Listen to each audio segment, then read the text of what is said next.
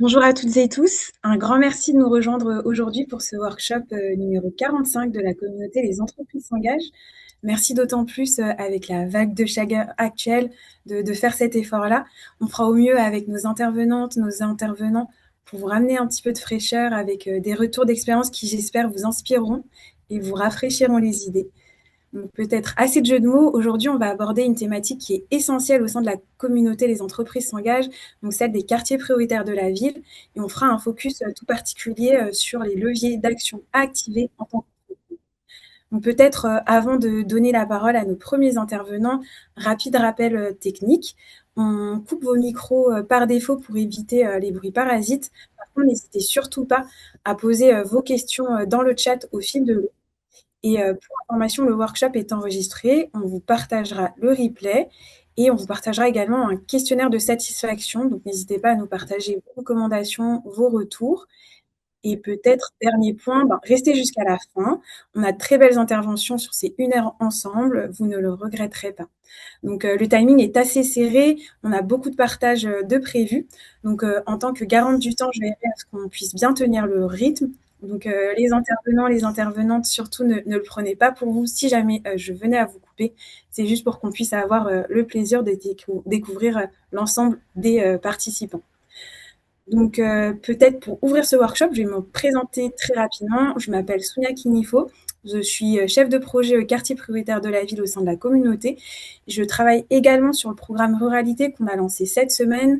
Donc, si jamais ces enjeux-là vous intéressent également, surtout pas à aller passer voir sur notre plateforme les premiers engagements que l'on propose sur cette thématique. Je reviens donc sur le sujet QPV. Je vais rapidement peut-être poser le cadre et revenir en quelques mots sur notre programme historique. Les entreprises s'engagent pour les quartiers Pacte. Donc, c'est une thématique que l'on traite depuis le tout début de la communauté Les entreprises s'engagent, avec un impact renforcé depuis 2023 notamment, avec l'intégration du pacte avec les entreprises pour pacte avec les quartiers pour toutes les entreprises. Et donc, c'est au sein de la communauté Les entreprises s'engagent, on a fait cette démarche que vous connaissez peut-être. En tout cas, l'idée, c'est de simplifier la démarche, de mutualiser les ressources et pour renforcer l'impact. Et donc, avec l'ANCT, l'Agence nationale de cohésion du territoire, sous une bannière unique, on propose donc le programme Les entreprises s'engagent pour les quartiers Pacte, avec l'enjeu d'accompagner l'engagement, la mobilisation des entreprises au service des quartiers prioritaires de la ville. Donc, sur ce sujet des quartiers prioritaires de la ville, on sait qu'il y a un certain nombre d'enjeux au sein des QPV. Donc, QPV qui est un centre de forte citoyenneté, que ce soit en matière d'éducation, d'emploi, d'insertion. Et tout cela, ça rend clairement nécessaire la mobilisation au service des habitants des quartiers prioritaires de la ville. Aline vous en dira un peu plus juste après. Donc, face à ces inégalités territoriales, on se dit qu'il y a besoin de pouvoir se mobiliser collectivement pour trouver ensemble des solutions. Et parmi les acteurs qui se mobilisent sur le sujet, il y a bien entendu les entreprises. Notre ambition avec l'ANCT, ça va être de garantir aux habitants des quartiers prioritaires de la ville les mêmes opportunités professionnelles que partout ailleurs en France, notamment en révélant et en valorisant les talents des quartiers. Et tout ça, le faire bien sûr à travers la mobilisation des entreprises. L'idée, c'est vraiment de se dire que tout le monde y a à gagner, dans les deux sens, de pouvoir aussi transformer réciproquement les regards d'un point de vue sur le monde économique et sur les habitants des quartiers prioritaires de la ville. Et très concrètement, comment ça s'organise de notre côté? L'idée, c'est de venir proposer d'activer les choses à travers 4 leviers. Donc, notre programme, il propose 4 axes d'engagement. Donc, le premier, c'est celui de la sensibilisation, notamment via des actions, par exemple, de découverte métier au sein d'établissements scolaires, le sujet des stages de troisième et seconde, ou encore des actions au sein des lycées professionnels des quartiers prioritaires de la ville. On a aussi l'enjeu et l'axe de la formation, notamment à travers l'alternance qu'on essaie de favoriser, parce qu'on sait que c'est quelque chose qui facilite clairement l'inclusion professionnelle des jeunes des quartiers prioritaires de la ville. Et puis, troisième axe, on a l'axe recruter, donc autour du recrutement des talents issus des quartiers. Et dernier axe, l'axe investir, où là, l'idée, c'est vraiment de venir soutenir activement le développement économique local. Donc, à travers ces 1 heure ensemble qu'on va avoir, l'idée, c'est vraiment de pouvoir vous montrer concrètement comment vous, en tant qu'entreprise, vous allez pouvoir contribuer à votre échelle, selon vos intérêts, vos capacités et comment vous allez pouvoir passer à l'action sur un ou plusieurs de ces axes. Donc voilà une rapide intro et puis, maintenant l'idée c'est de pouvoir aussi, comprendre pour pouvoir bien agir et donc je vais passer la main et le relais à Halim Abdel-Latif qui est, chef de projet quartier prioritaire de la ville à l'Agence nationale de la cohésion des territoires et qui est mon binôme sur l'animation du programme au national. Halim va nous présenter quelques grands enjeux, des données clés de contexte. À toi Halim. Merci beaucoup, Sonia. Bonjour à toutes et à tous. Heureux de vous retrouver ce matin. Et ça va le faire. Donc, vraiment heureux de l'organisation de ce workshop ce matin. Avec peut-être pour aller directement dans le sujet, un enjeu extraordinaire, je crois, pour nous tous en termes de cohésion territoriale et en termes de cohésion sociale sur l'ensemble de nos territoires. Et donc, peut-être pour aller à l'essentiel, juste vous redire ce matin que, mais comme l'a rappelé Sounia à l'instant, donc le ministère de la Ville et l'Agence nationale de la cohésion des territoires ont engagé cette démarche maintenant depuis près de 2 ans, donc de se rapprocher et d'intégrer la démarche Les entreprises s'engagent au niveau national. Avec le GIP, les entreprises s'engagent, avec le ministère du Travail, avec France Travail. On aura l'intervention de Sandra Petitpas, de la direction générale de France Travail, qui interviendra tout à l'heure. Donc, ministère du Travail, France Travail, et puis surtout l'ensemble des clubs départementaux, chacun des clubs départementaux sur chacun de nos départements pour conduire cette démarche et l'animer. Donc, ce matin, moi, je voulais vraiment saluer l'ensemble des partenaires engagés sur cette démarche-là. Sounia l'a dit, il y a des défis et un enjeu extraordinaire sur cette démarche. C'est d'abord nos territoires, quartiers politiques de la ville et nos habitants des quartiers politiques de la ville. Juste rappeler que en France aujourd'hui, on est à 1500 quartiers politiques de la ville, à hauteur de un petit peu plus de 850 villes ou communes au niveau national, donc dans lesquelles nous trouvons ces quartiers politiques de la ville, et que l'ensemble de ces quartiers politiques de la ville, aujourd'hui, c'est près de 6 millions d'habitants, 6 millions de concitoyens, donc qu'il faut accompagner et qu'il faut accompagner pour relever les différents défis qui ont été évoqués. Le premier défi, on l'a souligné, c'est celui de l'emploi dans ces quartiers politiques de la ville et pour les habitants des quartiers politiques de la ville, puisque je rappelle cette petite donnée, c'est qu'on est à un taux de chômage 2,5 fois supérieur aujourd'hui et qui reste hélas à ce niveau-là pour les habitants des quartiers politiques de la ville. Donc le premier enjeu, c'est effectivement celui de l'emploi, de l'insertion des habitants des quartiers politiques de la ville. Deuxième enjeu, je crois essentiel, et c'est pour ça que ce matin on a tenu avec le GIP Les entreprises s'engagent et puis avec mes collègues à peut-être intervenir de manière spécifique sur cette dimension développement économique et investissement dans ces quartiers politiques de la ville, puisque il y a un enjeu effectivement d'emploi et d'insertion qui est très clair auprès des habitants des quartiers politiques de la ville. Mais pour ces mêmes quartiers, il y a également un enjeu de développement économique, d'attractivité, d'implantation, d'investissement dans ces quartiers politiques de la ville, où à la fois il y a des lacunes, mais également des opportunités. On le verra tout à l'heure en développant ce volet à la fois investissement, développement économique et entrepreneuriat avec mes collègues Marie-Cécile et Aurélie qui interviendront sur ce volet spécifique. Donc, double enjeu, double défi, l'emploi, l'insertion, le développement économique et l'investissement dans les quartiers politiques de la ville. Voilà peut-être premier appel que je voulais comme ça poser en ouverture en termes d'enjeux hein, de cette démarche et de cette mobilisation des entreprises et de l'engagement des entreprises que l'on porte aujourd'hui.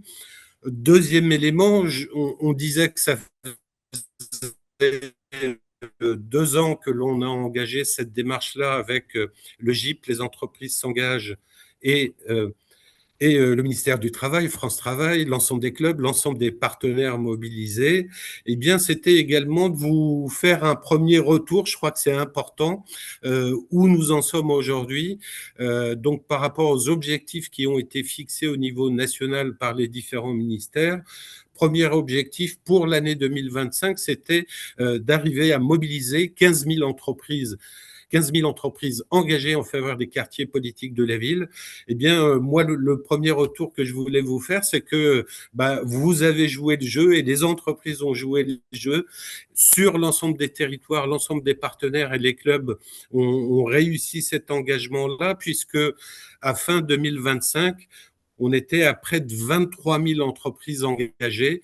Donc, l'objectif est atteint et largement dépassé. Et donc, ça, je crois que c'était à saluer ce matin et peut-être pour tous ceux qui nous rejoignent ce matin pour un premier contact avec la communauté Les entreprises s'engagent, c'était peut-être de vous porter ce message en tant que tel, c'est que ça marche et que les entreprises se mobilisent et s'engagent aujourd'hui, au-delà peut-être même des objectifs initiaux qui avaient été fixés. Donc, voilà, on a aujourd'hui effectivement un collectif de 23 000 entreprises engagées au niveau national au travers de l'ensemble des clubs sur l'ensemble des départements. Et ça, je crois que c'était un premier élément à saluer et à remercier toutes les entreprises qui se sont engagées auprès de nous. Et Et deuxième élément qui me pardon, semble... Alim, Oui, excuse-moi, il te reste, tu as dépassé de 2 minutes, donc je t'invite. eh ben, je vais terminer Désolée, en deux excuse-moi. mots.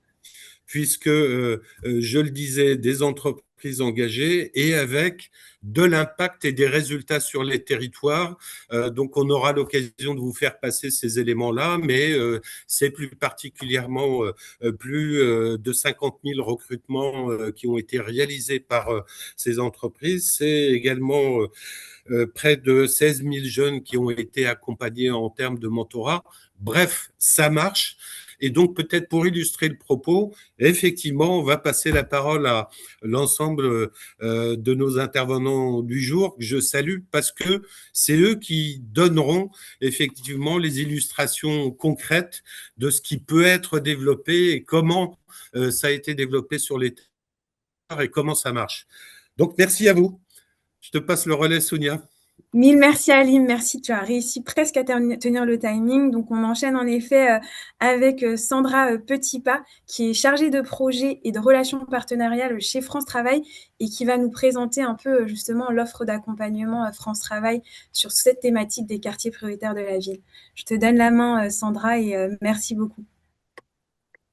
Oui, Sandra, hop, et ben on a un petit souci de micro. On peut faire le temps de.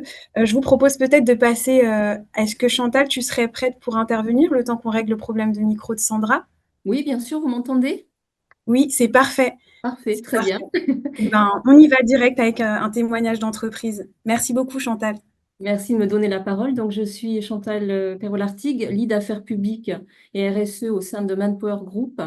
Alors, je vais vous partager des retours d'expérience concrets sur des actions que nous menons en faveur des jeunes issus, bien sûr, des quartiers politiques de la ville, à travers le pilier sensibiliser. Donc, sensibiliser, c'est des actions concrètes, des actions simples, mais puissantes. C'est aller, par exemple, à la rencontre des jeunes dans les collèges, là où ils sont, c'est important, dans les lycées, à travers l'association 100 000 entrepreneurs qui est labellisée Pacte. Ça, c'est important de le souligner. Et puis d'autres associations aussi, notamment Tous en stage. Donc, c'est des actions simples, comme je l'ai dit, puissantes. Donc, l'accueil notamment en entreprise de ces jeunes, à leur stage de troisième et de seconde, essentiellement des jeunes des quartiers, mais aussi, on intègre aussi des jeunes, notamment des jeunes d'autres entreprises, qui sont par exemple des jeunes enfants du personnel, ce qui permet de créer aussi cette mixité entre eux et ça fait du bien aussi de les voir travailler ensemble. Parce que l'idée, c'est de les faire travailler ensemble sur des choses simples, des ateliers, alors notamment des ateliers de connaissance de soi. C'est-à-dire qu'effectivement, quand on est jeune, quand on a 14 ans, 16 ans, on ne se connaît pas en fait. Et là, pour le coup, hier, pas plus tard qu'hier, j'ai accueilli 25 jeunes. Et c'est la nouveauté, c'est une fondation de l'innovation par l'apprentissage, c'est la FIPA. Donc, c'est tout nouveau avec eux. Et en fait, ils étaient 26 jeunes, et en intégrant aussi 5 jeunes de l'entreprise Siemens, avec qui nous sommes partenaires, avec des métiers en cohérence aussi avec les métiers de leurs parents. Et parmi eux, alors beaucoup de jeunes n'ont pas forcément choisi des métiers, mais quand ils se présentent, je leur demande de dire s'ils ont choisi un métier, pourquoi, présenter leurs qualités, leurs points à améliorer, qu'est-ce qu'ils aiment faire dans la vie et leurs rêves. Voilà. Et à partir de là, tout le monde se présente devant tout le monde, prise de parole, qui leur permet d'avoir une aisance aussi orale. Ils apprennent plein de choses d'eux et puis de leurs camarades aussi. Donc, c'est quand même assez essentiel de les faire travailler là-dessus. Donc, c'est découvrir aussi l'entreprise. Ça veut dire leur permettre de visiter les locaux, ce que c'est qu'un open space, des bureaux, des salariés qui parlent de leur parcours, de leur métier. Donc, ils les interrogent aussi. Vous voyez, hier, les jeunes étaient très ouverts. Bon, il y avait certains qui voulaient faire les métiers de l'informatique. Donc, j'ai été voir des ingénieurs et des supports techniques chez nous pour présenter leur métier. Et vraiment, ils sont dans le questionnement. C'est-à-dire qu'ils n'ont pas peur. Bien sûr, en amont, on casse, effectivement, on essaie de briser la glace. Donc, on les accueille avec un petit déjeuner. Ça dure la journée. Mais pour les entreprises qui ne connaissent pas ces dispositifs, c'est inter-entreprise. C'est-à-dire que pendant les 2 semaines de stage, notamment de seconde, ils sont accueillis dans diverses entreprises, ce qui leur permet aussi de voir plusieurs secteurs d'activité, des personnes différentes, des organisations différentes et des secteurs d'activité complètement différents. Donc ça, c'est vraiment une chose essentielle. Ça permet de ne pas être trop chronophage pour les équipes. Parce que moi, par exemple, je n'aurais pas le temps d'accueillir pendant 2 semaines et qu'est-ce qu'ils pourraient faire pendant 2 semaines. Donc, il faut que ce soit efficient aussi pour eux et pour vous et pour les salariés également. Donc, ça lève, découvrir l'entreprise et ses codes et ses métiers, c'est aussi lever les freins invisibles parce que ces jeunes, ils sont plutôt dans l'autocensure, ils ont un manque de réseau. Et vraiment, ça, c'est important de passer par des choses concrètes, des exemples vraiment concrets. Parce qu'ils s'identifient aussi à travers ce qu'on peut leur présenter. Et grâce à la communauté des entreprises s'engagent, et ce qui est très important aussi, c'est la plateforme où vous avez toutes les actions que vous pouvez effectivement saisir et identifier aussi à une multitude de choses, d'événements, ce qui permet de donner des idées aussi. Qu'est-ce que je pourrais faire? Ça peut être aussi plein d'autres sujets en dehors de la jeunesse. Hein. Mais voilà, donc ça, je trouve que c'est important aussi de connaître cette plateforme. Donc, je vous invite à aller la visiter. Alors, les partenaires avec qui nous sommes en lien, il y a Tous en stage, également labellisé Pacte. Ça, c'est pour les stages de 3e, mais également pour les stages de seconde. Donc, notamment, la semaine dernière, j'ai accueilli un groupe d'une vingtaine de jeunes avec Tous en stage. Idem, on partage du coup une journée. Par exemple, là, c'est la demi-journée, avec notamment le matin une autre entreprise. Alors, en l'occurrence, c'est Siemens, parce qu'on est sur la défense tous les deux. C'est plus facile pour les jeunes aussi de se déplacer. En sachant que les jeunes viennent vraiment de banlieues assez éloignées. Ça peut être Garges-les-Gonesse, ça peut être Grigny, ça peut être Champigny. Voilà, donc c'est assez éloigné. Hein. Mais ils se débrouillent. Hein, ils viennent en groupe ou pas. Ils sont bien sûr accompagnés d'un enseignant, d'un professeur, d'une personne qui les encadre, et puis bien sûr d'une personne de l'association, bien évidemment. Donc, ces dispositifs, je trouve, sont très adaptés à nous, entreprises, parce que parfois, c'est vrai qu'accueillir un jeune pendant 1 semaine, pendant 2 semaines, ça paraît compliqué. Alors, moi, ce que j'ai pu observer sur le terrain, ces actions, vraiment, déclenchent chez les jeunes une prise de conscience et leur ouvrent des perspectives. Parce qu'en effet, ils ne s'autorisent pas, par exemple, à avoir des métiers. Alors, ce que je fais aussi, par exemple, hier et la semaine dernière, pour vraiment leur ouvrir les champs des possibles, c'est leur présenter des vidéos métiers de jeunes qui les créent. Alors, c'est une association, alors c'est une association qui s'appelle Eurofrance Association. C'est je filme le métier qui me plaît. Donc, c'est un concours, ça existe depuis 19 ans. C'est un réalisateur qui l'a créé pour que les jeunes puissent pouvoir susciter des vocations à travers d'autres jeunes. C'est vraiment ça l'idée. C'est que les jeunes créent effectivement et suscitent des vocations. Donc, ces jeunes ont vu des vidéos qui ont été primées cette année, donc clap d'or, clap d'argent. Et dans ces claps d'argent que j'ai pu sélectionner, c'est-à-dire j'en ai vu dans ma catégorie, c'est halte aux idées reçues. Il y a plusieurs catégories, plusieurs entreprises qui sont intégrées dans ce programme. Eh bien, il y avait il y avait une classe de primaire, par exemple. Vous voyez, donc c'était la deuxième année. Mais ces jeunes se sont reconnus à travers ces jeunes qui ont créé justement ces vidéos et ont été extrêmement convaincus de l'idée de le faire eux aussi. Donc, ça veut dire que l'année prochaine, vous allez avoir des lycées et des collèges qui vont effectivement participer à ce concours. Voilà, donc effectivement, prise de conscience, ouvre des perspectives, ouvre le champ des possibles. Et c'est vraiment quelque chose d'important à se dire, c'est que ces jeunes sont complètement, quand ils arrivent, ils sont assez timides, réservés, ils n'osent pas prendre la parole. Mais au fil de la journée, eh bien, ça se délie, langue se délie, on discute, on mange ensemble, on déjeune ensemble. Et puis en fin de semaine ou en fin des 2 semaines de stage, ils ont leur restitution. Ça veut dire qu'ils expliquent à travers une présentation PowerPoint de manière professionnelle à ce qu'ils ont vu dans chaque entreprise rencontrée. Alors là, c'est vraiment quelque chose d'exceptionnel à voir parce qu'on voit vraiment comment ils sont devenus mais très cohérents dans leurs propos, professionnels dans leur approche, quand ils présentent ce qu'ils ont vu de manière très concrète.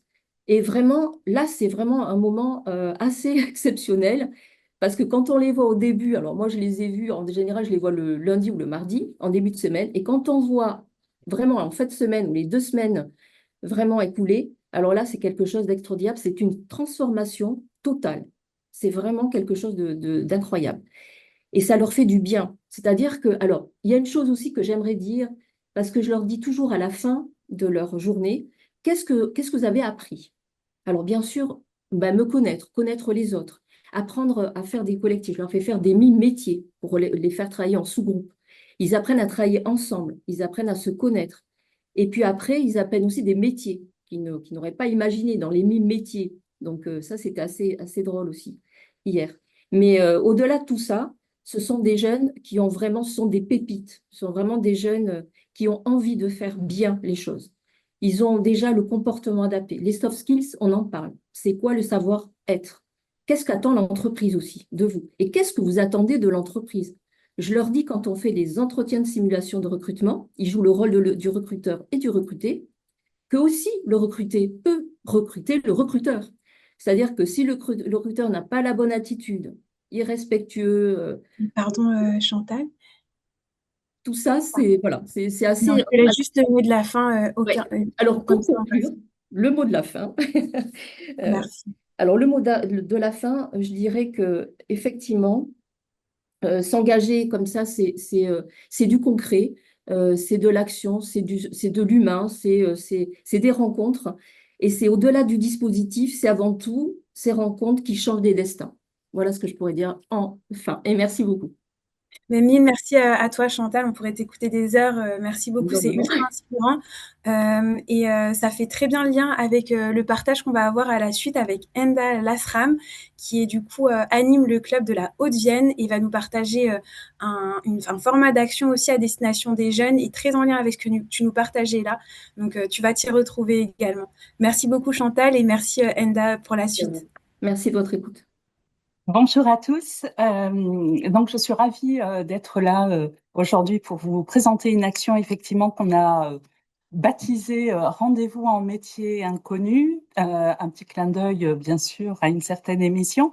L'idée étant tout simplement de permettre à des personnes issues des quartiers prioritaires de la ville de pouvoir découvrir des métiers qui ne seraient pas allés découvrir spontanément. En fait, comme l'indique son nom, cette action consiste à embarquer des jeunes de quartiers prioritaires de la ville pour les amener visiter une entreprise dont ils n'ont ni le secteur d'activité, ni le nom, ni le lieu. Donc, c'est vraiment de la découverte de métiers qui se fera au dernier moment. Nous avons imaginé cette action sur notre territoire parce que, comme sur d'autres territoires, j'imagine, l'industrie, par exemple, et d'autres secteurs d'activité ont beaucoup de mal à attirer les jeunes, ne serait-ce que réaliser des périodes d'immersion, donner une chance à ces métiers, découvrir que ces métiers ne ressemblent plus à ce qu'on connaissait il y a quelques dizaines d'années. Donc, comment amener ces jeunes à donner une chance à ces métiers, à peut-être découvrir des potentiels et peut-être s'orienter dans cette voie-là? Ben, tout simplement, c'est les amener, ne pas leur laisser le choix pour découvrir cette entreprise. Donc, concrètement, on a eu l'occasion de réaliser 2 fois ce format sur Limoges. À chaque fois, nous avons ciblé des entreprises industrielles, une fois dans l'agroalimentaire et une deuxième fois dans la céramique. Et la troisième fois, on envisage dans le secteur de l'hôtellerie-restauration. Concrètement, donc, avec notre partenaire sur la Haute-Vienne, qui est la Cité de l'Emploi, qui est en charge de l'accompagnement des jeunes dans les quartiers vers l'emploi, nous avons identifié des personnes dont le projet professionnel n'est pas forcément arrêté, qui hésitent, qui sont ouverts à d'autres opportunités. Donc, nous avons fait le choix d'embarquer 15 jeunes. Pour les embarquer, évidemment, ça consiste à aller les chercher. Donc, on leur a donné rendez-vous au pied des immeubles, dans 3-4 endroits bien identifiés.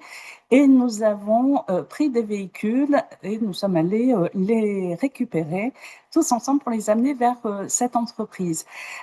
Donc, c'est vraiment la surprise au dernier moment quand on se gare sur le parking, de dire « Ah, mais c'est telle entreprise, ouais, enfin, ça ne me tente pas. » Bon, mais ils n'ont pas le choix. Du coup, ils sont là, ils sont obligés de rentrer, de se déplacer. L'entreprise nous accueille généralement en proposant un petit café, une réunion pour présenter l'entreprise avec un support présentant les valeurs, l'historique, les produits, le chiffre d'affaires, bien évidemment les projets de recrutement, la formation qui est envisagée, puisque beaucoup d'entreprises de ces secteurs d'activité se basent notamment sur l'envie, la motivation, le potentiel et ne s'arrête pas uniquement au diplôme ou à l'expérience. Donc, ça ouvre des perspectives, des opportunités.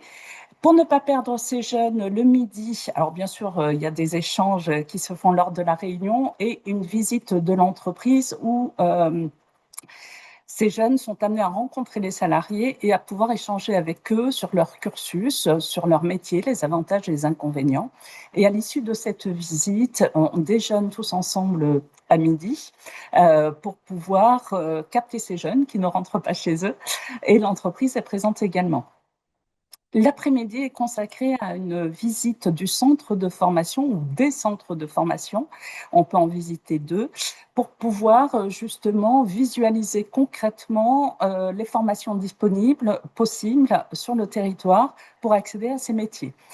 Concrètement, par exemple, sur l'agroalimentaire, on était allé dans un centre de formation en lien avec l'industrie pour découvrir les métiers de techniciens de production, d'usineurs, et ces jeunes ont pu tester le matériel avec un casque virtuel pour la soudure, par exemple, et ça leur a donné beaucoup à voir, ils ont énormément apprécié. Voilà le format, j'ai essayé de tenir 5 minutes. Alors si je peux juste dire quel est l'intérêt pour l'entreprise, c'est très important parce que cette entreprise n'aurait pas eu forcément le contact directement avec ces jeunes, et le fait d'avoir un petit groupe entre 10 et 15 maximum, chacun se présentant individuellement au début de la journée, les échanges étant favorisés, les réponses à leurs questions, bien évidemment. Donc, il y a vraiment une interaction entre l'entreprise et ces jeunes de manière à faciliter la découverte, la compréhension des métiers qui sont proposés.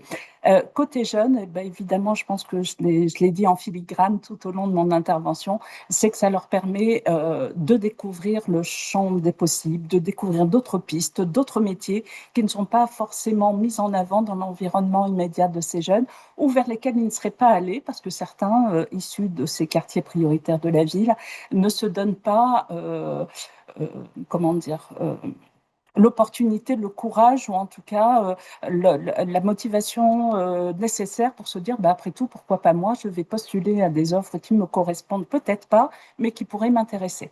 Donc ça permet de faciliter effectivement le rapprochement entreprise et jeunes des quartiers prioritaires de la ville. Merci beaucoup, Enda. Et nous, on a eu l'occasion d'y participer avec d'autres collègues de l'équipe nationale et c'est vrai qu'on avait très envie de pouvoir partager cette action plus largement. Je suis certaine que ça vous a inspiré aussi. Et du coup, on va repasser la main à Sandra Petitpas, donc, qui est chargée de projet et de relations partenariales chez France Travail, qui va donc nous présenter toute l'offre d'accompagnement qui existe côté France Travail sur cet enjeu des quartiers prioritaires de la ville. Merci, Sandra, je te passe la main.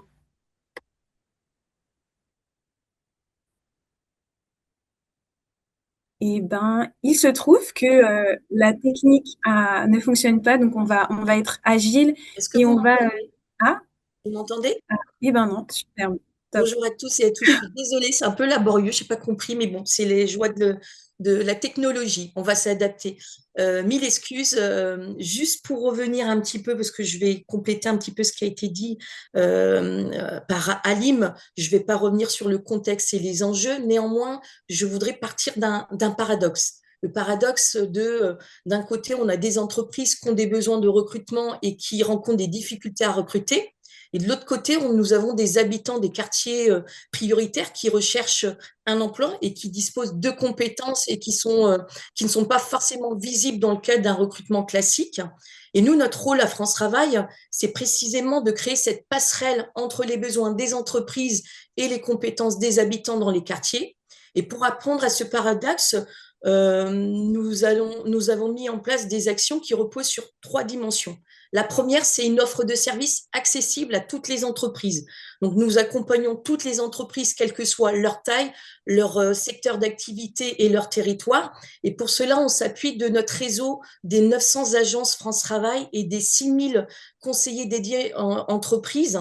Donc, ces conseillers France Travail Pro sont de véritables partenaires RH de proximité.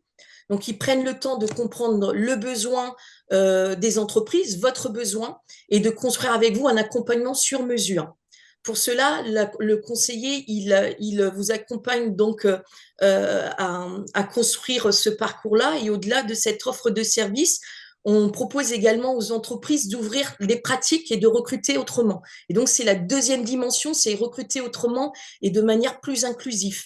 Cela signifie qu'il faut regarder plus en détail les compétences, les aptitudes et la motivation de la personne et pas uniquement du CV ou de son diplôme. Et France Travail propose pour cela plusieurs solutions selon le besoin de l'entreprise. Et pour cela, nous avons par exemple l'immersion professionnelle qui permet à la personne de découvrir le métier et de découvrir le métier et à l'entreprise de pouvoir découvrir aussi le candidat en situation réelle pendant quelques jours avant peut-être d'envisager un recrutement. Et au-delà du CV et du parcours, nous avons également la méthode de recrutement par simulation, donc la MRS, qui permet d'évaluer directement les aptitudes nécessaires pour exercer le métier.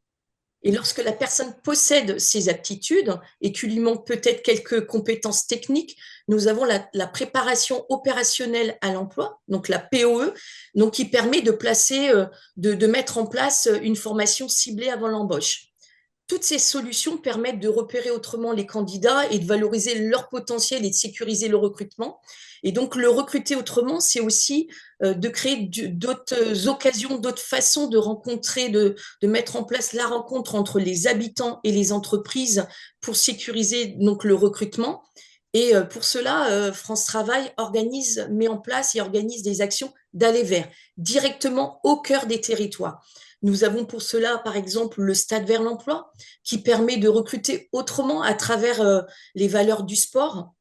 Donc, concrètement, comment ça fonctionne? Donc, les employeurs découvrent les candidats, les participants via les savoir-être professionnels en lien avec les valeurs du sport. Et dans un second temps, ils rencontrent le candidat pour échanger autour des métiers et des postes proposés. Et pour aller encore plus loin et directement au cœur des quartiers, on s'appuie également sur les places de l'emploi. Donc, ces places de l'emploi, c'est un lieu qui permet de réunir France Travail, les entreprises, les associations, mais aussi les partenaires en ultra proximité et qui permettent aux habitants de découvrir donc les métiers, de rencontrer directement les recruteurs et d'accéder directement aux solutions proposées. Et encore pour aller encore plus loin et encore plus près des habitants, cette démarche peut se décliner sous forme mobile avec les trucs de l'emploi. Donc, tous ces dispositifs permettent vraiment d'apporter des services de l'emploi directement dans les quartiers. Et ce type de format, il a pour objectif de créer une rencontre plus directe, plus humaine avec les entreprises et les candidats. Et notamment, je peux faire le parallèle sur des solutions un peu en partenariat avec les entreprises s'engagent et l'ANCT. Par exemple, les patrons dans ma ville pour les quartiers prioritaires et patrons dans mon village qui est en train de se décliner pour les territoires ruraux. Donc, tout ça se fait dans une rencontre directe et en partenariat. Et là, pour faire la transition, la troisième dimension et qui est essentiel pour que ça fonctionne, c'est faire alliance avec tous les acteurs des territoires. Donc, nous travaillons avec les associations, les collectivités, donc avec la NCT et aussi la communauté des entreprises s'engage et également avec les acteurs en ultra proximité. Et d'ailleurs, nous partageons avec la NCT la même conviction. Le tissu associatif, il joue un rôle essentiel sur des questions de l'emploi dans les quartiers prioritaires de la ville.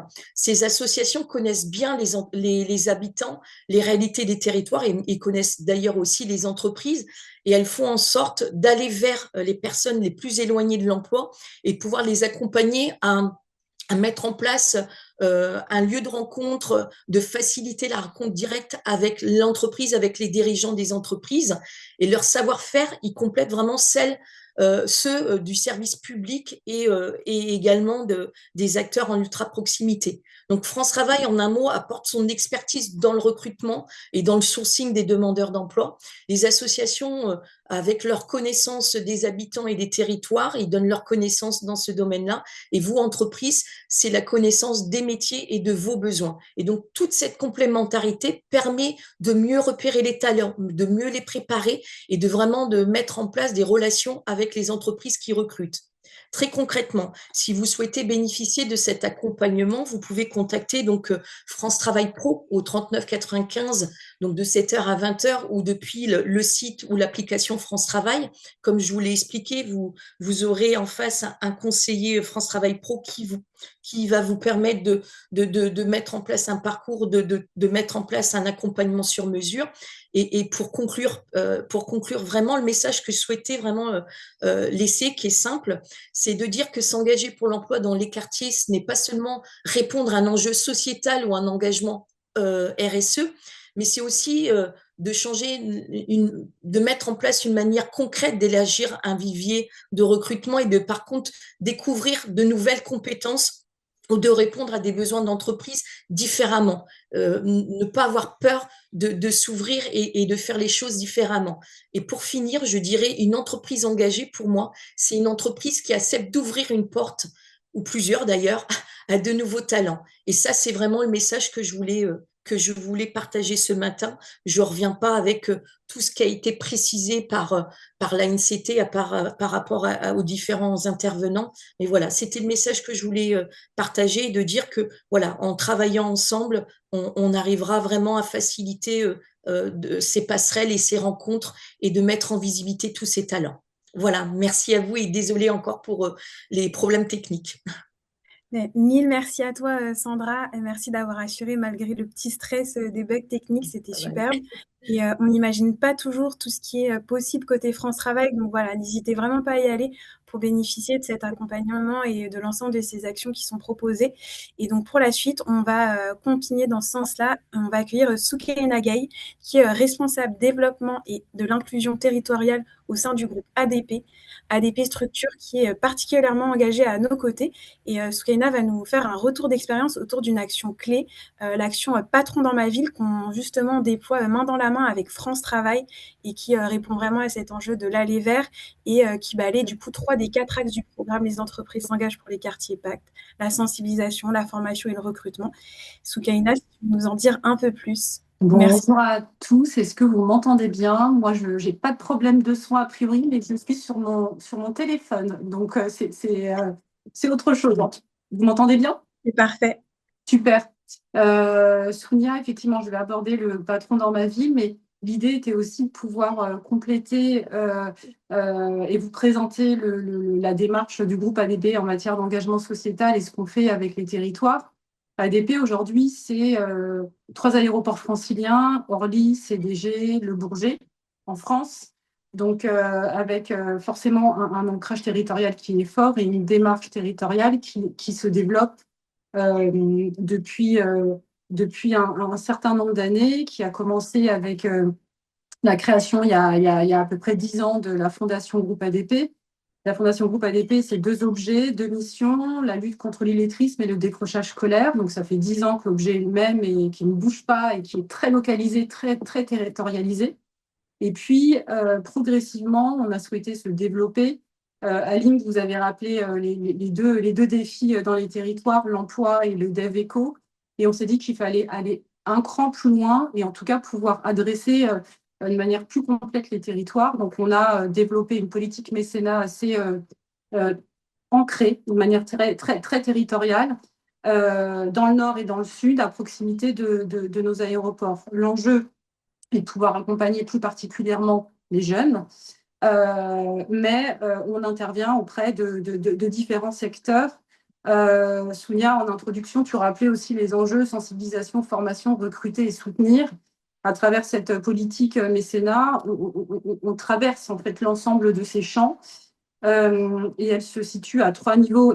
Et je vais arriver sur le patron dans ma ville. Le premier niveau, c'est de pouvoir accompagner des associations et des groupements d'intérêt comme la communauté des entreprises s'engagent à travers du mécénat financier, par exemple, et ce qui nous permet de pouvoir soutenir certains sujets et certaines thématiques avec certains acteurs. Le deuxième levier, c'est ce qu'on appelle chez nous mécénat de compétences. Donc, à travers les témoignages ce matin, je vois bien que certains collaborateurs, également, je pense, dans vos organisations, interviennent auprès des jeunes. Chez ADP, on a la chance d'avoir 3 jours d'engagement citoyen sur temps de travail. Et de manière assez concrète, on a lancé en 2025 un dispositif qui s'appelle le dispositif Réseau Inspiration Carrière, qui est un réseau de collaborateurs engagés qui souhaitent intervenir notamment sur les questions d'égalité des chances dans les territoires proches des aéroports. Donc, de manière très concrète, quand on organise des événements comme Patron dans ma ville ou Pro dans mon lycée, qui est une autre alternative, on mobilise ce réseau de collaborateurs engagés du groupe ADP pour pouvoir intervenir dans ces programmes. Que ce soit Pro dans mon lycée qu'on a organisé, il me semble, le premier était à Créteil, où on a pu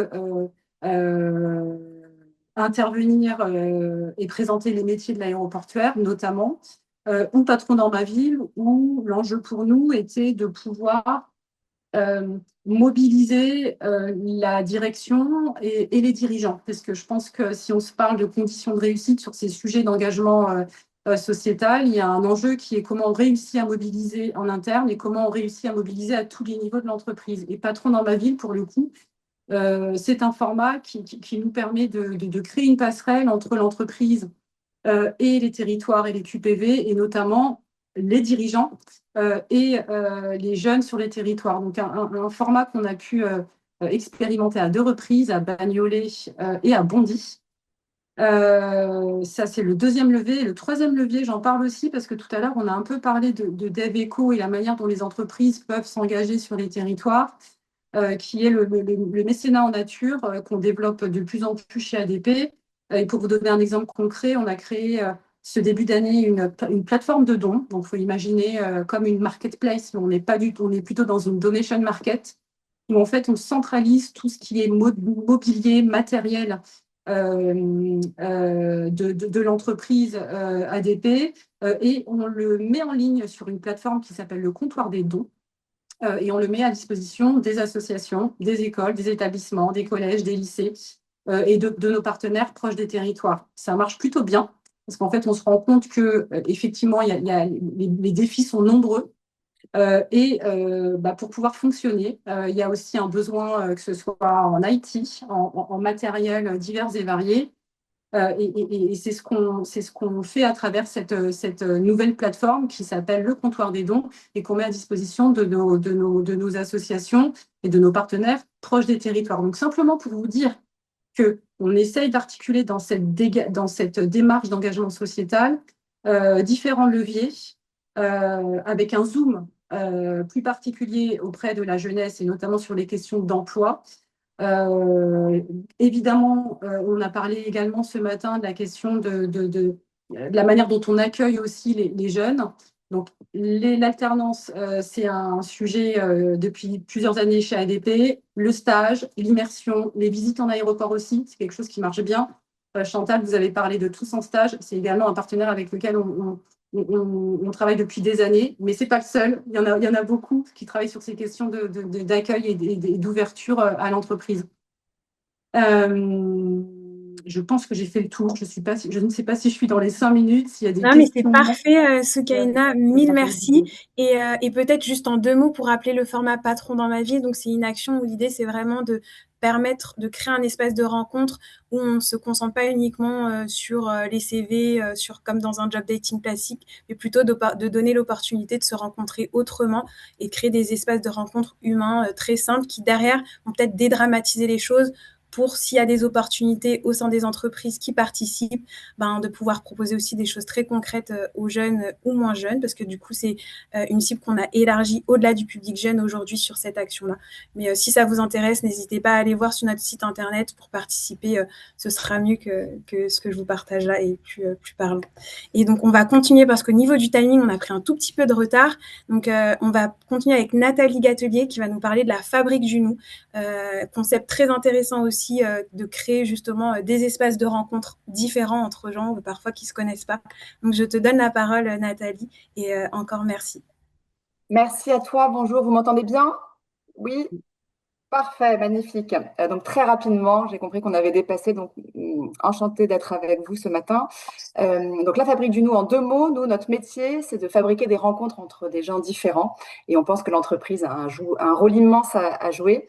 Donc on est comme un peu un incubateur de projets, on invente des projets à partir d'une idée un peu folle et on fait qu'elle grandisse. Un exemple, c'est et si des jeunes des quartiers populaires de Marseille apprenaient à nager chez des particuliers.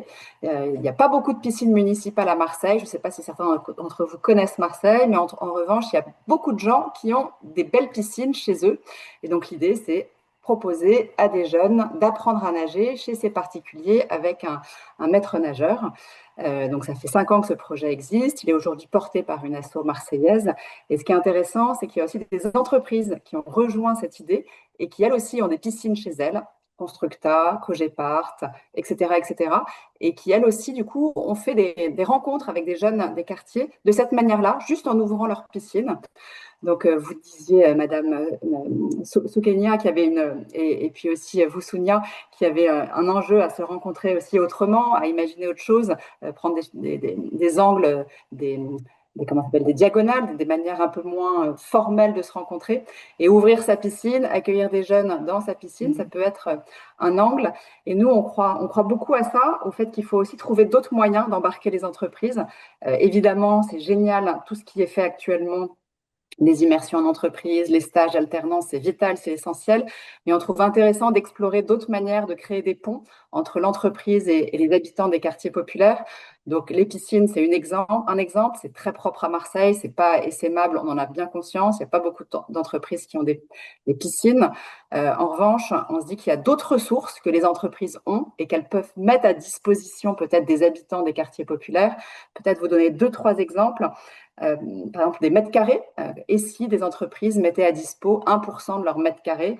Donc, ça peut être un bureau qui met à disposition de sans-abri, notamment avec l'association Bureau du Cœur qui fait ça super bien, ou bien des entreprises qui disent, eh ben moi, de temps en temps, j'ouvre ma cantine d'entreprise à des habitants du quartier. Juste, je les invite à déjeuner, on se mélange, on discute.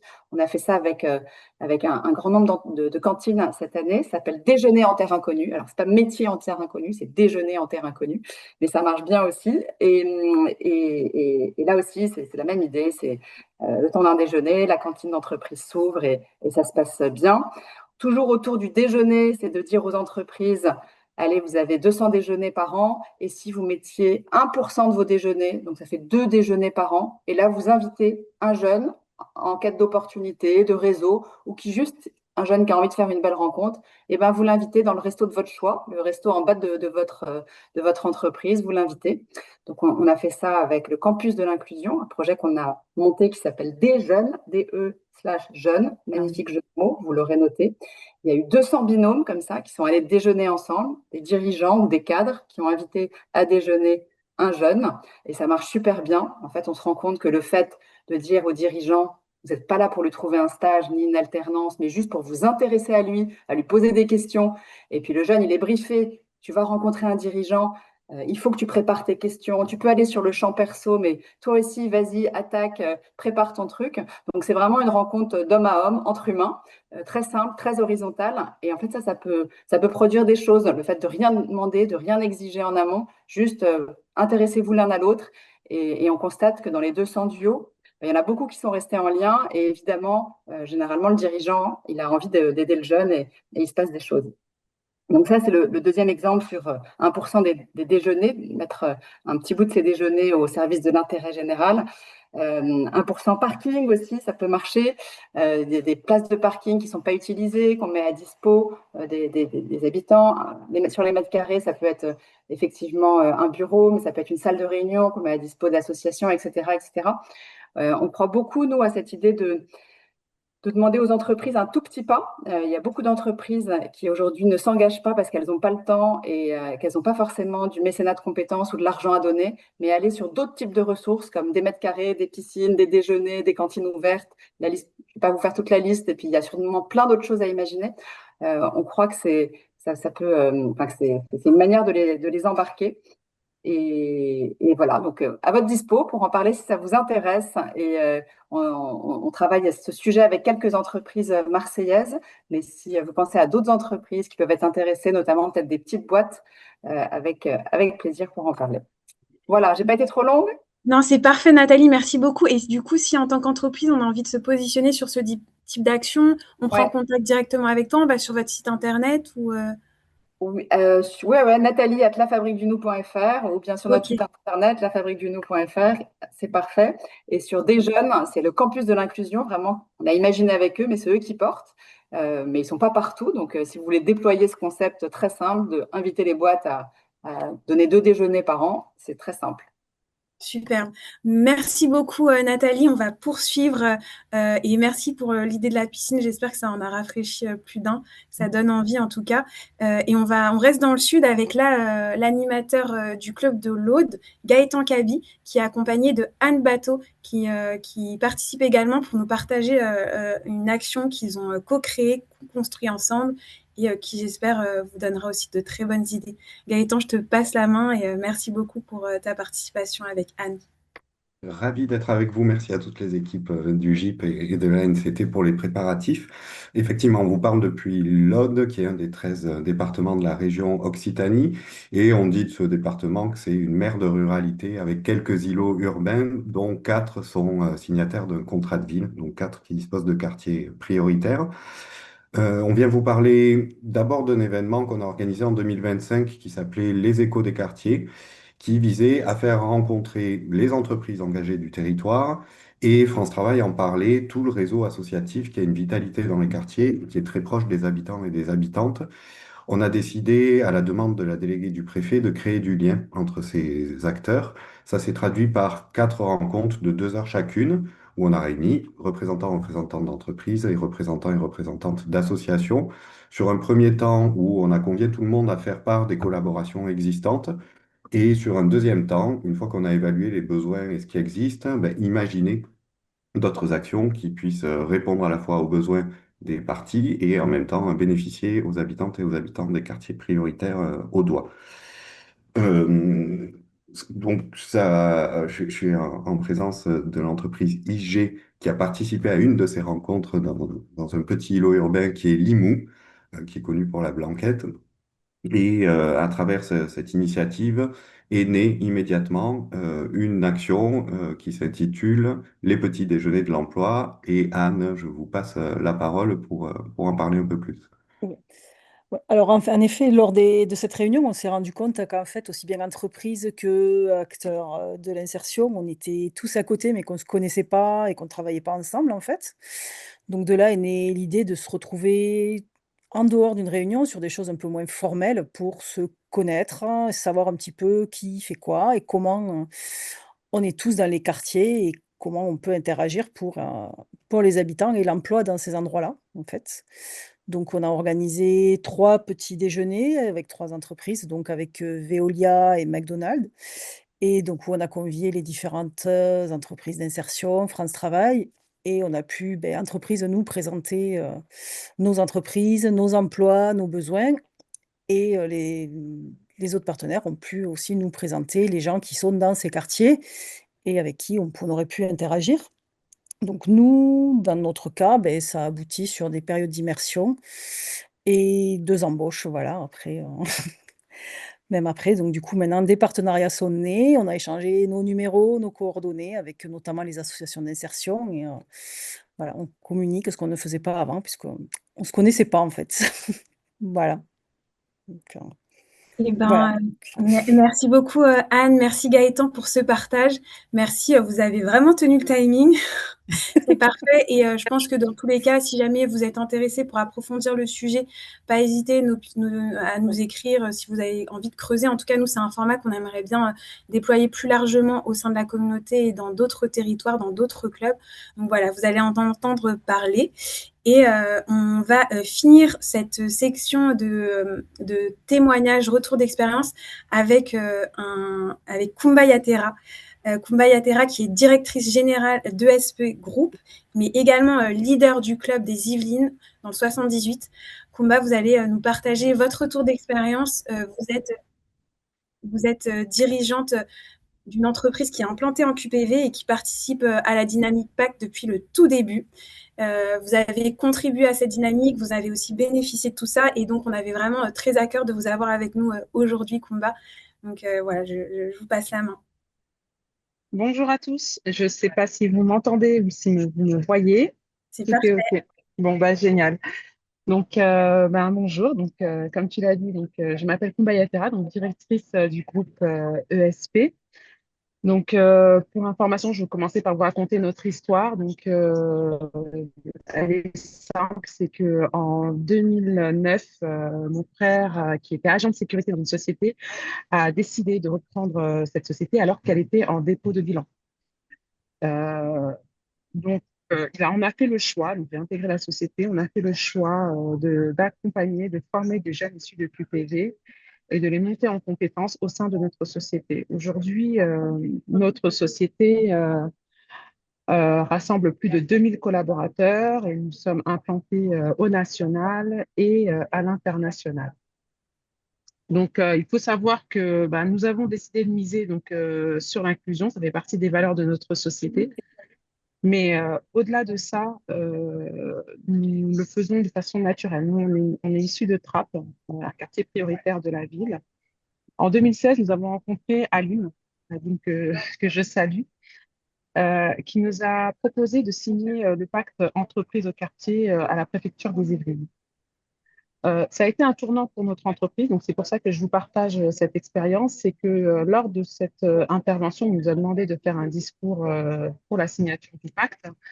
Nous avons également passé un message aux grandes entreprises, celle que l'inclusion peut, peut être un levier de performance et de développement d'une société, et nous en sommes la preuve.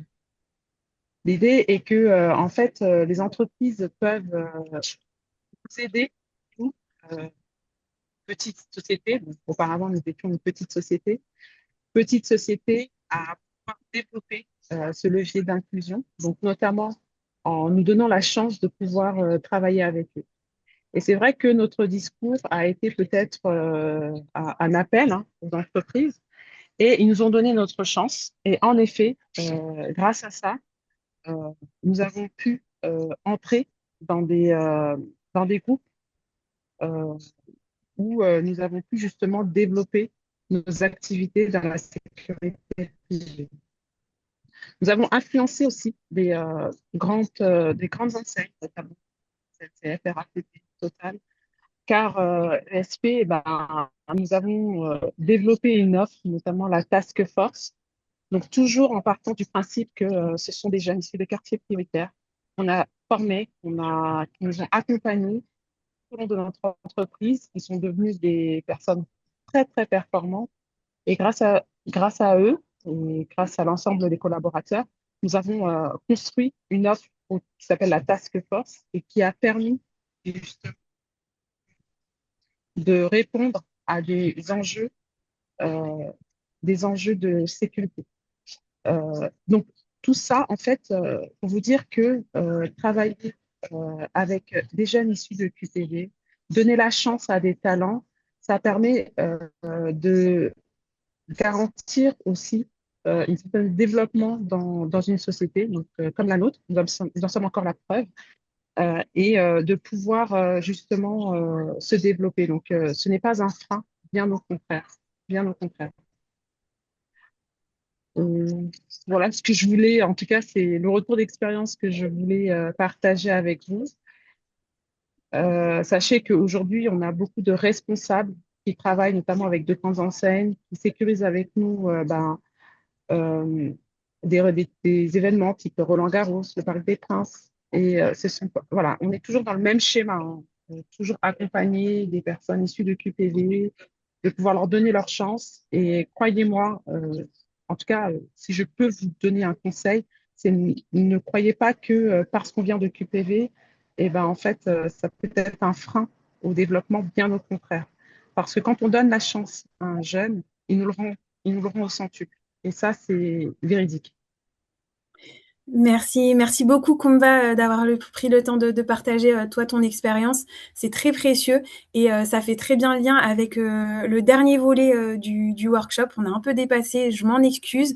En tout cas, restez parce que c'est ultra intéressant. Vous allez pouvoir découvrir des opportunités concrètes là en ce moment que vous pourrez, en tout cas une info assez précieuse là qui va être partagée sur justement ce volet du développement économique dans les quartiers prioritaires de la ville. Comment on peut vraiment transformer durablement les territoires à travers cet axe-là, qui est un nouvel axe du programme Les entreprises s'engagent pour les quartiers Pacte. Et pour ça, on a le plaisir d'accueillir un duo d'expertes de la NCT, Marie-Cécile Courtois et Aurélie Blaise. Marie-Cécile qui est chargée de développement économique au sein de la NCT et Aurélie Blaise qui est chargée de projet entrepreneuriat quartier 2030. Donc, je vous passe la main et un grand merci pour votre participation également. Merci. Merci Sonia, bonjour à tous. Voilà, je sais qu'il ne reste pas beaucoup de temps, donc on va se partager la parole sur deux axes, effectivement, qui complètent les propos et qui sur la mesure investissement. Moi, je vais plus particulièrement parler de cette mesure qui a été initiée par le Conseil interministériel des villes et Aurélie complétera sur la réforme fiscale qui est en vigueur depuis le 1er janvier 2026 dans les quartiers prioritaires. L'idée, c'est quoi? C'est de renforcer effectivement le développement économique en favorisant les investissements et les implantations d'entreprises dans les quartiers prioritaires qui souffrent souvent d'un isolement ou en tout cas d'un enclavement, et qui, par suite, ont un déficit d'investissement. Donc la mesure, elle a été portée au niveau du gouvernement. Elle s'inscrit aujourd'hui dans une volonté de doter les collectivités locales, notamment, qui portent beaucoup de projets d'investissement public, de moyens supplémentaires dans les quartiers prioritaires pour investir et porter des projets avec deux axes effectivement qui sont prioritaires et qui ne sont pas exclusifs. C'est le développement économique, c'est-à-dire porter des projets concrètement pour aussi favoriser l'environnement économique des quartiers autour du rénovation, du maintien des commerces, des centres commerciaux, la requalification des zones d'activité, favoriser l'implantation aussi d'associations ou de structures dédiées à l'économie sociale et solidaire, que ce soit des ressourceries, des recycleries, ce qu'on vient de dire, que des structures qui ont un ancrage local et qui vont aussi créer de l'emploi au niveau des quartiers.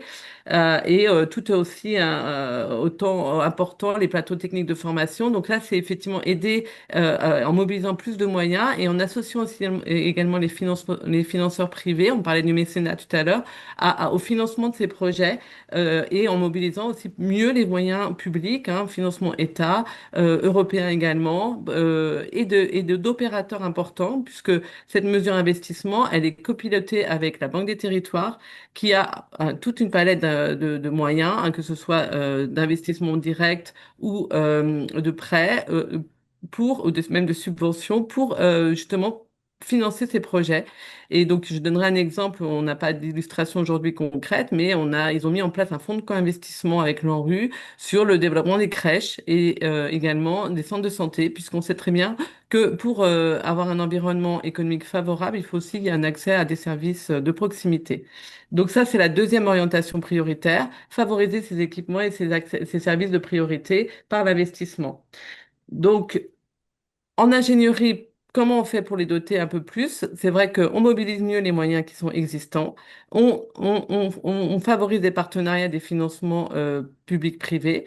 Et également, on va avoir une mesure qui a été inscrite en complément de doter des territoires une chefferie de projet, c'est-à-dire de personnes. On aura 30 postes qui vont être déployés au niveau national au sein des collectivités territoriales qui ont plus particulièrement besoin d'ingénierie et qui ont effectivement des quartiers prioritaires avec des vrais projets d'investissement à porter dans ces deux orientations prioritaires, mais ce n'est pas exclusif, le développement économique et l'accès aux services publics.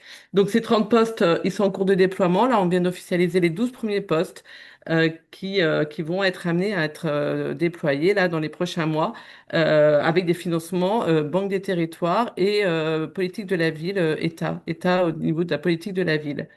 Donc pour terminer, effectivement, on vous transmettra déjà la carte avec ces 30 implantations qui vont être déployées. Et je voulais vous dire aussi que, évidemment, tout ça, ça reste encore national, mais ça a vraiment, l'idée, c'est d'arriver jusqu'à vous. Et pour cela, on a mis en place un maillage territorial. Il y a des correspondants sont désignés au sein des services de l'État, qui sont parfois les mêmes correspondants qui sont dans les clubs des entreprises s'engagent, qui vont être amenés au niveau des dettes, au niveau des délégués du préfet, à justement venir avec vous, essayer de construire votre implication, votre participation, en lien avec des référents de la Banque des Territoires ils vont travailler en binôme et être vos interlocuteurs de proximité. Donc, on vous donnera ces contacts. En tout cas, ils auront matière à intervenir auprès de vous pour voir dans quelle mesure vous pouvez être associé, qu'est-ce qui va se faire sur votre territoire. Et effectivement, derrière, c'est aussi comment améliorer l'implantation et d'activité. Donc, ça sera un des points qui est déjà développé dans le programme Entrepreneur et Quartier et qui sera aussi un des axes de mesure investissement. Et enfin, il y aura aussi, je sais que le GIP a conventionné avec la Banque des Territoires pour que dans 10 clubs en particulier, il y ait une mobilisation autour de cette mesure investissement pour que là aussi, ça soit quelque chose de concret et d'incarné dans vos clubs. Voilà. Donc, je laisse maintenant Aurélie Oui, le soin de parler de la réforme fiscale. merci beaucoup. Donc moi, je vais essayer d'être assez succincte. toujours dans cette même idée d'attractivité des QPV et de développement économique dans les QPV, il y a eu donc une réforme fiscale permettant de simplifier l'existant. Donc, il y a déjà des dispositifs d'incitation fiscale dans les quartiers prioritaires de la politique de la ville, mais l'idée là, c'était de simplifier encore plus et d'harmoniser les conditions avec notamment un zonage unique. Avant, il y avait les ZFUTE, donc zone franche urbaine, territoire entrepreneur. L'idée, c'est que ces zones disparaissent et que le zonage QPV soit élargi et que les conditions d'exonération soient facilitées. Donc concrètement, pour pas rentrer dans des détails absolument pas palpitants, euh, l'idée, c'est que toute création ou reprise d'activité dans un QPV, donc zonage qu'on peut retrouver sur SIG Ville, donc toute création ou reprise d'activité entre 2026 et 2030, que ce soit une activité de commerce, une activité artisanale ou une activité de santé. Donc les activités de santé sont définies dans le Code de la santé publique.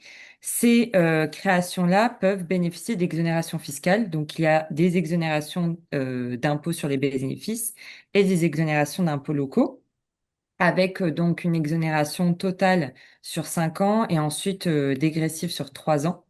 Donc, il y a des conditions, une entreprise de moins de 50 salariés, moins de 10 millions d'euros de chiffre d'affaires ou de total de bilan, et donc une création durant cette période. L'idée, c'est vraiment de permettre de rendre ces territoires encore plus attractifs. Donc voilà, j'essaie de présenter très très succinctement les conditions et la réforme. Sonia vous mettra à disposition un flyer qui explique très simplement cette réforme. Si vous êtes concerné ou il y a des personnes qui sont concernées, il y a une FAQ qui a été assez étayée avec la DGCL, la Direction générale des collectivités locales, permettant de répondre à pas mal de questions et savoir si euh, une personne qui souhaite créer ou reprendre est éligible. Il y a aussi un simulateur qui est disponible sur le site de l'ANCT permettant de savoir si on est éligible ou pas, bien sûr sous couvert de la validation auprès de la Direction départementale des finances locales, qui lui donnera le verdict final d'une certaine manière. Et pour toute question, il y a une boîte fonctionnelle emploi-développement@anct.gouv.fr vous permettant de répondre à toutes vos questions sur la réforme. Voilà. Et très succinctement. Ben, bravo, bravo à toutes les deux. C'est très intéressant. On voulait vraiment pouvoir vous partager ça. Sachez qu'on va organiser un webinaire qui sera totalement dédié à ce sujet. Donc, on puisse prendre le temps d'aller creuser le sujet. Mais c'était une première avec ce workshop QPV. Mais en tout cas, merci pour tous ces partages. C'était très, très riche. On vous remercie aussi, participants, d'avoir tenu le coup jusqu'à la fin malgré la chaleur. Merci aux intervenants aussi, malgré les bugs techniques, d'avoir réussi à partager tout ça de façon très inspirante. Et peut-être dernière chose, vous êtes bienvenus pour rejoindre la communauté, accéder à la plateforme, découvrir les engagements très concrets pour passer à l'action. Et puis un petit call to action, on vous invite, si ça vous intéresse, à signer la charte de Talents de France sur l'inclusion de tous les talents, que ce soit dans les territoires ruraux ou en quartier prioritaire de la ville. On vous partage le lien et on se dit à très bientôt. Merci beaucoup.